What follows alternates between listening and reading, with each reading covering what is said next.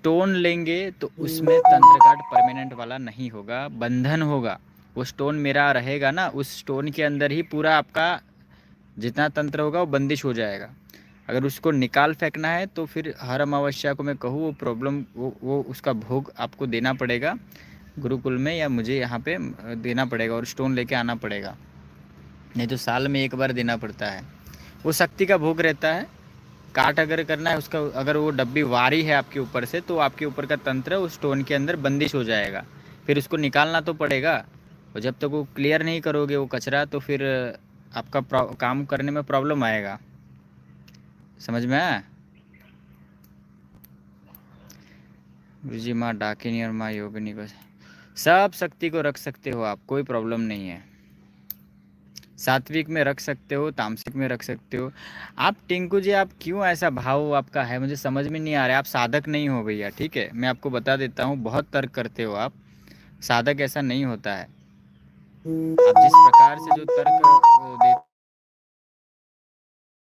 इतना दिमाग लगा रहे हो, अभी तक तो कितनी शक्ति भी सिद्ध कर लिया होता आपने। ऐसे देवी शक्ति नहीं प्राप्त होती है, ठीक है। ये कर सकते हो, वो नहीं, वो कर सकते हो, वो नहीं कर सकते, ये कर सकते हो, ये नहीं होता है, वो नहीं होता है, ऐसा नहीं होता है भैया। मैंने बोला है ना, लाइव में भी बोला है, बहुत सारी चीज़ें मैंने बोला है आप लोगों को कि सात्विक तामसिक जैसा कोई चीज़ नहीं होता है। सब अघोर भाव का मतलब भाव रखना चाहिए। अघोर भाव में जिए, जीवन एक बार मिला है, कब चले जाओगे समझ में नहीं आएगा, ठीक है। करोड़ों लोग मरते हैं, करोड़ों लोग जीते हैं। देखिए, किसी से कोई कौन क्या कर रहा है, कैसे जाता है, कैसे आता है, क्या कर्म करता है, किसी को कोई फ़र्क नहीं पड़ता है। अगर कोई आपको आपके लिए इतना मुंह दुखा रहा है, कोई आपके लिए समय दे रहा है, इतना अच्छा नॉलेज दे रहा है, इतना अच्छा एक्सपीरियंस अपना शेयर कर रहा है, तो मतलब अपने आप को खुशनसीब समझिए कि ऐसा गुरु है जो 2-2 3-3 घंटे आपको समझाता है। और बहुत नसीब वाले लोग होते हैं जो ऐसे गुरु प्राप्त करते हैं, याद रखना। मेरा तो नसीब ही नहीं था, तो मुझे तो ऐसे गुरु भी नहीं मिले थे, ठीक है। याद रखना, मुझे तो बहुत मेहनत करनी पड़ी थी, बहुत तप करना पड़ा था, और जगह जगह भटकना पड़ा था, तब जाके गुरु मिले। सही विचारधारा वाले गुरु मिलना बहुत मुश्किल है, याद रखना। तो वैल्यू कीजिए। अगर आपकी लाइफ में कोई पर्सन आता है, कोई इंसान आता है अच्छा, तो उसकी वैल्यू, इसकी कद्र करना सीखिए। अगर कद्र नहीं कर सकते तो फिर मतलब आप तर्क वितर्क करके उनका टाइम वेस्ट भी मत कीजिए, ठीक है।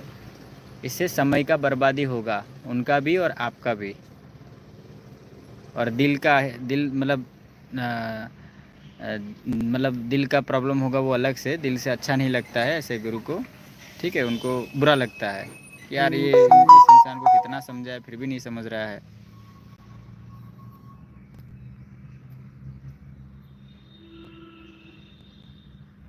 अरे मत खाइए ना, कहाँ मैं खिला रहा हूँ।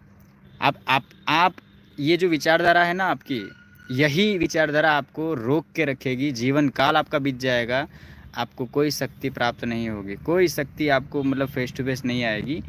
आप समझ ही नहीं रहे हो कि शक्ति क्या है, शक्ति कौन है, शक्ति कैसे आती है, शक्ति का भाव क्या है, शक्ति क्या है, वही नहीं समझ में आया आपको। आपको पता ही नहीं है। आप मतलब बस जो किताबी ज्ञान है, शास्त्र का ज्ञान है, वही लेके बैठे हो। अरे जो ज्ञान जिसने दिया है वही, उसको समझो। आप जिसने लिखा है उसको समझो। आपको आइडिया नहीं है अभी, कैसे समझाओ। इसीलिए मैं तर्क पे नहीं जाता हूँ, ठीक है। ये बहुत लंबा टॉपिक खींच जाता है ना, पूरा डिटेल में समझाना पड़ता है, तब जाके समझ में आता है। लेकिन मुझे अभी नहीं समझाना। अभी तो मैं मतलब शॉर्ट में ख़त्म करूँगा मैं। अभी तर्क वितर्क नहीं करूँगा, क्योंकि बहुत समय और बहुत एनर्जी मेरा चला गया है। क्योंकि ये जाप तप का जितना एनर्जी होता है ना, वो बोलने से एनर्जी आ जाता है।